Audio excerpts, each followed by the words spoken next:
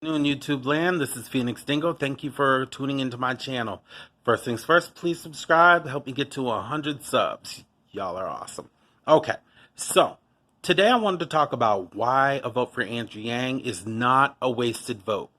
Last time around, it was Bernie Sanders. I was feeling the burn. So many other people were feeling the burn.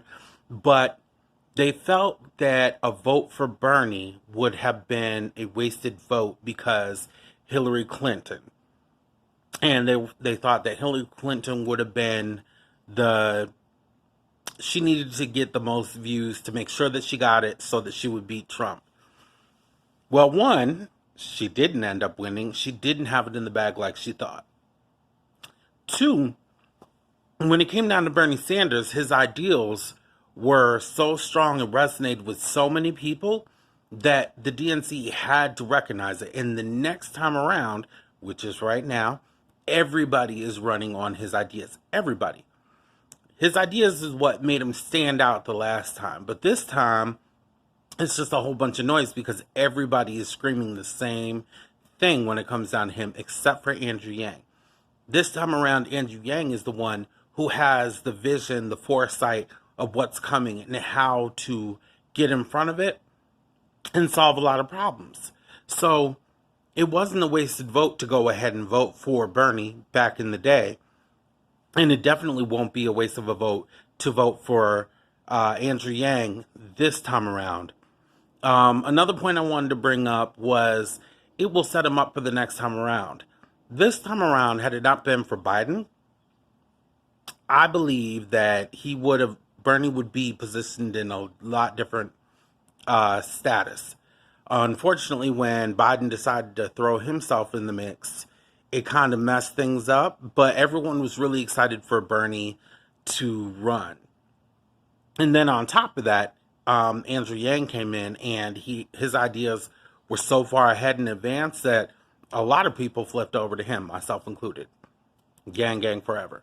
So I think if we were to go ahead and use our vote and not use the fear of Trump, a lot of people use the fear of Trump. A lot of people are voting or want to vote just to get rid of Trump and not voting for the things that people are going for. And that's not, in my opinion, the best way to vote.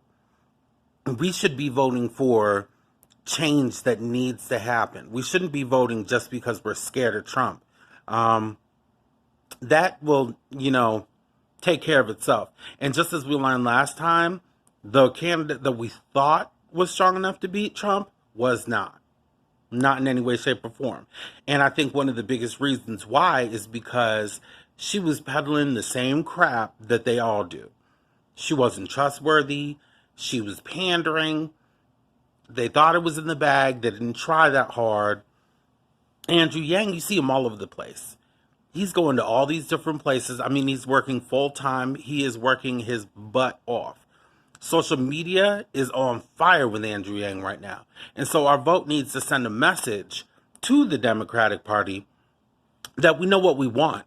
We're not going to be bullied into voting for one of these people. They're not going to be able to bury our candidate and our best interests that we want to vote for. If we allow them to do that, again, they consistently think that it's okay. They consistently feel like if we do this, we can go ahead and control who we want in there. And that's not the way it's supposed to be. So the only way to upset that is to go ahead and vote for what you want. And if that's Andrew Yang, which I hope it is, then vote for him. I don't care if they're like, ooh, this is going to ruin the chances of us beating Trump. That's not my main concern. My main concern is the people that are struggling in this country, the people that want and deserve more. Okay? Pandering to their fear-mongering does nothing in your better interest. As a matter of fact, it allows them to continue controlling us and controlling our voices. So we need to make sure our voices are being heard. Okay? All right. And then I also wanted to bring up the fact of age. They're talking about how the younger generation is the ones that are voting for Andrew Yang, and we're the ones who are propelling him. But the older people are the ones that control the votes. Older people are the ones who are voting. Now, I don't think that it's necessarily true that it's just young people. However, the voice of the young people need to be heard. They think that young people don't really know what they want. They think that young people are too lazy to get out and vote. And we need to be counted. We need to stand up and be counted. The last election with Obama, it was an overwhelming, even the last one, it was an overwhelming sense of black women that showed up, and they reported on it. So I think the young people also need to go ahead and be counted. Go ahead and let your count matter. Even if, God forbid, Andrew doesn't win, let your voice be counted. So they know, yes, these are demographics, that we need to pay attention to. Because a lot of times the younger people, our ideals and our values are not taken into account. They go for these people who remember what it used to be and living their lives as it is. If you're talking about someone who got into the work field 30, 40, 50 years ago and is still working, things were a lot different at that point in time. So they've had time to move up and take these positions, and they're not getting out of them. So their reality is completely different than someone who graduates now and can't find something in their field. So they end up waiting tables. When I first went to school in 1999, books were not nearly as expensive as they are right now. I might have spent maybe $200 to $300 for my books. Now, oh my goodness, the last semester I was in school, I paid $700 for one textbook. Okay? One. I was paying for books that I used once in the semester. It's ludicrous. So if you're taking out loans and you're doing all this stuff, like, it's completely different than back in the day. And that's how you end up with thousands and thousands and thousands of dollars in student loan debt. But a lot of them will look and be like, oh, well, you're taking out this extra loans because you just want to go buy a new car or this or that.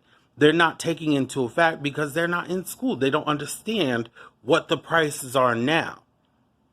So I think it's very important to be counted and for them to take seriously the concerns that younger people have, because it's just simply a different reality that we face in comparison to people that have been through it before. When they're talking about eliminating the debt, I've heard a lot of people say, well, I paid my debt off.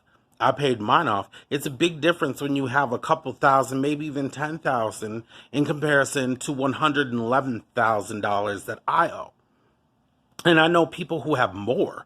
So it's not so much that their voices don't count, but their experience is a different reality than the experience of young people. And so if we don't go ahead and make ourselves heard and counted, they're not going to consider us and the issues that we go through at our level. And if they're not doing that, that's an injustice to us in our reality, because it puts us behind on the curve.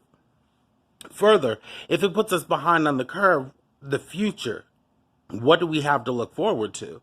We have a whole bunch of hurdles that we'll have to overcome just to get maybe even halfway to where these people are. We would have to wait a lot longer to receive the success that they got to see earlier. So it's important to understand that your vote is not a wasted vote. Voting for Andrew Yang is not a waste of a vote. Don't let them bully you into voting for someone that you don't feel has your best interest at heart. At the end of the day, it's our power and our vote, and so we need to go ahead and use it. Because if we don't, it's just a waste, and we allow them to pick who our candidate is and the course of our future. So don't be bullied. Andrew Yang 2020. Y'all have a great day. Please subscribe and help me get to 100 subs, and have a wonderful day. Like and share. Thank you.